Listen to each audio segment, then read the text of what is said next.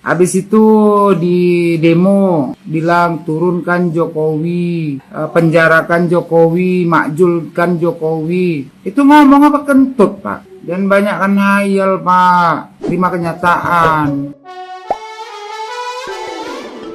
Hola netizen yang tercinta, sejumlah peserta aksi unjuk rasa pendukung digulirnya hak angket kecurangan pemilu 2024 oleh DPR telah selesai melaksanakan kegiatannya. Mereka berjanji akan kembali lagi ke DPR untuk melakukan aksi yang lebih besar. Dari atas mobil komando, Hinsa selaku koordinator lapangan aksi mengajak kembali para peserta untuk kembali ke depan gedung utama DPR pada tanggal 5 Maret 2024. Dia menyampaikan bahwa rencananya mereka akan datang kembali. Aksi lanjutan ini diharapkan bisa mendorong DPR benar-benar menggunakan hak konstitusionalnya dengan menggulirkan hak angket kecurangan pemilu 2024. Diketahui pada tanggal 5 Maret 2024 nanti DPR akan memulai masa persidangan baru setelah sebelumnya tengah menjalani masa reses di daerah pemilihan atau dapilnya masing-masing. Sementara salah satu perwakilan aliansi buruh dan perwakilan mahasiswa juga memastikan akan kembali pada 5 Maret 2024 dengan jumlah yang lebih besar. Tahun-tahun sudah berjilid-jilid, mudah-mudahan semua rakyat itu nanti menyadari dan bangkit bersama, dan Bapak masih ada kesempatan untuk baik-baik minta maaf, mundur, akhirnya bisa memperbaiki keadaan, atau Bapak dipaksa untuk lengser, karena kami semua sudah muak melihat itu, sudah bosan rasanya melakukan aksi unjuk rasa berdemo berjilid-jilid itu. Dan masyarakat semuanya mohon dukungannya, dan apabila nanti aksi kami mengganggu adalah itu awal dari memang kita memperbaiki situasi demokrasi yang sudah terkoyak-koyak, kemudian masalah hukum yang sudah amburadul, kemudian masalah ekonomi juga sudah makin amburadul, dan masalah korupsi, bansos segala macam disalahgunakan hanya untuk kepentingan keluargamu aja, keluarga Pak Jokowi ini. Maka nanti mohon maaf masyarakat, apabila syukur nanti bergabung semuanya, kita nggak batasi. Ini juga aliansi masyarakat dan poros buruh juga terdiri dari serikat pekerja, serikat buruh yang berbagai macam serikat buruh yang bekerja di pabrik, di tambang maupun di perkebunan. Nanti kawan-kawan semua di daerah juga bisa menyatu dengan gerakannya yang sama. Pada tanggal 5 itu mau di tempat kerjanya boleh, silakan, mau di kabupaten kotanya atau mau di provinsi-provinsi, bahkan mau menyatu di Jakarta itu lebih bagus, karena yang selamatkan negara ini. Negara ini milik kita semua, dan kita jaga kehormatannya. Jangan sampai diledek-ledek oleh orang asing, karena seakan-akan kita ini sudah nggak punya harga diri sama sekali, dan semuanya ungkapannya tadi mirip sama. Maka kita sudah menyatukan gerakan untuk menegur Presiden Jokowi supaya mundur baik-baik atau memang harus dimundurkan. Di DPR RI kami juga sebenarnya setengah percaya apakah nanti akan menjadi solusi yang terbaik atau ada solusi yang lain. Kira itu, terima kasih. Assalamualaikum warahmatullahi wabarakatuh. Nah, gimana nih menurut netizen yang terhormat? Silahkan berkomentar ya. Ya, tak enteni Pak, tanggal 5 ki arep koyo ngopo yo. Wingi tanggal 1 ae tak enteni yo mung ternyata yo mung ngono tok yo. Lah mending gawe kene golek duit go urip anak bojo lah, kon melu-melu demo ra genah blas ngono kuwi. Ra ono manfaate go kene-kene Pak yo. Yo nek bapake ibuke meh demo yo demo kono dhewe, njaluke opo kono, ning rasah ngajak rasah mengatasnamakan rakyate sopo sing gelem mbok ajak demo ngono kuwi ra penting Mas yo. Ini ya emak-emak yang merasakan penderitaan. Jadi harga-harga naik itu sebenarnya dari dulu ya emang begitu. Setiap kali mau puasa, setiap kali mau lebaran kan emang naik. Bukan karena pemerintahannya dan bukan karena ada pemilu terus paslon 02 menang, belum dilantik loh ini. Naiknya ini belum dilantik loh. Kalau emang gak suka itu emang gak suka ya. Gak usah dibawa-bawa pemerintah dan lain-lain. Udah 10 tahun pemerintahan Pak Jokowi, masa baru sekarang ngerasain penderitaan? Gawat, gawat, gawat guys. Ini sangat gawat guys. Tidak bisa kita biarkan. Sudah ada yang demo di depan KPU. Katanya pemilu curang. Mereka tidak terima kekalahan. Padahal kita memilih 02 itu benar-benar dari hati. Karena kita ingin Indonesia maju. Ingin Indonesia emas. Ternyata benar apa yang dikatakan oleh Mahfud MD. Tidak ada benarnya KPU di mata orang yang kalah. Pasti tidak terima. Pasti akan menimbulkan isu-isu kecurangan. Buktinya sekarang lagi pada demo. Minta turunkan Jokowi. Minta turunkan Prabowo. Padahal Prabowo jadi presiden juga belum. Udah minta diturunkan. Gimana itu guys menurut kalian? Ini gawat sekali guys. Tidak bisa dibiarkan. Apakah kalian sanggup membela Pak Prabowo? Apakah kalian sanggup membela apa yang sudah kalian pilih dan membela kebenaran demi bangsa Indonesia ini? Saudara-saudara, salam akal sehat, salam dua jari. Mari kita rapatkan barisan untuk membela Prabowo.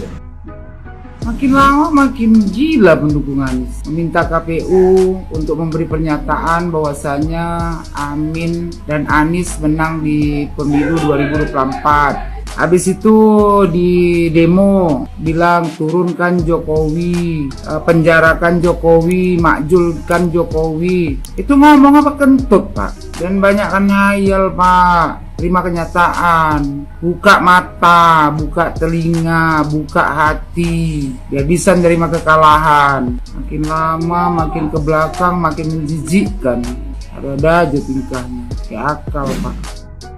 Sobatku, ternyata kemarin yang namanya demo yang sudah digembar-gemborkan katanya sangat besar dan luar biasa, itu ternyata tidak seperti ekspektasi kita. Jadi tidak begitu meresahkan dan tidak menggoncang kondisi yang ada di Indonesia. Nah, saudaraku yang terkasih, puji syukur alhamdulillah, rupanya masyarakat Indonesia sudah memahami dan sudah teredukasi dengan adanya pemilu ini. Apa yang dikatakan itu curang, itu sebetulnya tidak ada kecurangan. Ya, kembali lagi, siapa yang masih percaya dengan kecurangan itu dipersilahkan, namun sebagian masyarakat sudah mulai mengerti. Dan hak angket yang digulirkan ke DPR dan DPR harus melaksanakan, itu sebetulnya DPR juga menjadi salah satu peserta yang juga harus mengisi hak angketnya, ya,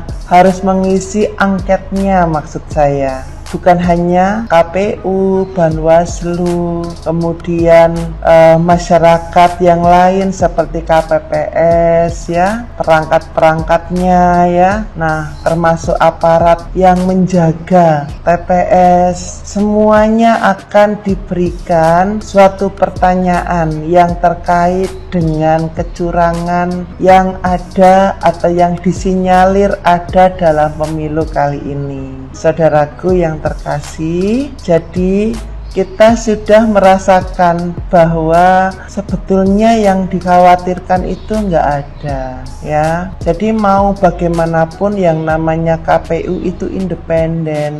Kalau semisal kita mau menuntut proses dari pemilu dan hasilnya ke DPR, DPR ini sama dengan kita Bapak Ibu, mereka pemain. Kalau KPU ini wasit, maka kita semuanya tuh pemain gitu loh, termasuk DPR, termasuk masyarakat, capres itu pemain. Jadi nggak bisa intervensi wasit, tidak bisa intervensi penyelenggara dari permainan yang ada. Nah, apabila DPR itu mengiyakan hak angket, maka DPR harus siap-siap ditanya untuk menjadi anggota DPR berapa uang yang harus dia keluarkan. Misalkan 30 miliar, 40 miliar gitu ya, untuk menjadi orang-orang yang bercokol di Senayan. Tentu nggak gratis gratisan itu.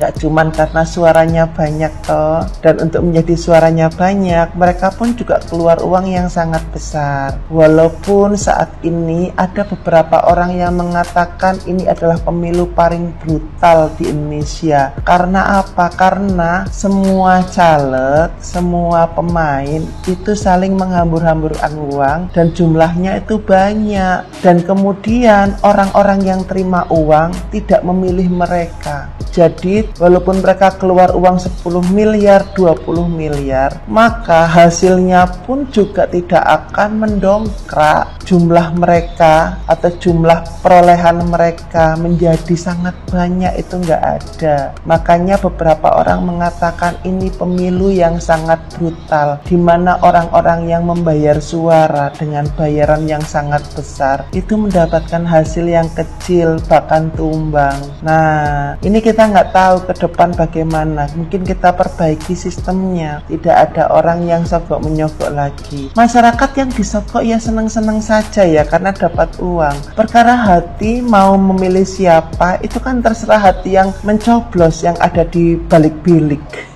Jadi mohon juga untuk para calon-calon legislatif, jangan mengandalkan uang Anda. Jangan merasa bahwa saya kaya, uangnya banyak, saya pasti berhasil. Belum tentu untuk saat ini. Ya, masyarakat sudah semakin cerdas. Dia hanya terima uangnya aja, tapi pilihannya berbeda. Jadi juga jangan berpikir bahwa ada anomali jumlah suara partai dengan jumlah suara pilpres. Kenapa? Karena kejadiannya sama. Mereka kalau memilih anggota DPR, caleg, memilih partai, itu mereka bakal memilih partai yang mereka sudah biasa pilih. Tetapi untuk memilih calon presiden, nanti dulu ya, nanti dulu, karena mereka pasti akan memilih yang terbaik, yang bisa minimal menyamai presiden sebelumnya, yaitu Bapak Joko Widodo. Jadi kalau Joko Widodo itu membuat kepuasan masyarakat lebih dari 80% dan bisa menjadi orang yang terbaik di Indonesia, dihormati di seluruh dunia, dan menjadikan masyarakat Indonesia merasa senang karena pembangunan-pembangunan yang sudah diberikan, dan rasa sukacita, kesejahteraan, kebahagiaan yang luar biasa yang diberikan oleh pemimpin negara kita, maka untuk selanjutnya masyarakat akan mencari calon presiden yang selevel dengan presiden yang nanti akan pensiun. Jadi mereka akan cari yang selevel, nggak mungkin akan cari yang kualitasnya lebih rendah, nggak mungkin akan cari yang kira-kira tidak akan bisa memenuhi janji-janjinya kepada masyarakat. Jadi ini juga terkait dengan masyarakat yang mulai tidak percaya dengan tokoh-tokoh yang ada, karena banyak sekali kejadian-kejadian yang membuat masyarakat semakin cerdas dan menggunakan akal sehatnya. Salam sukses.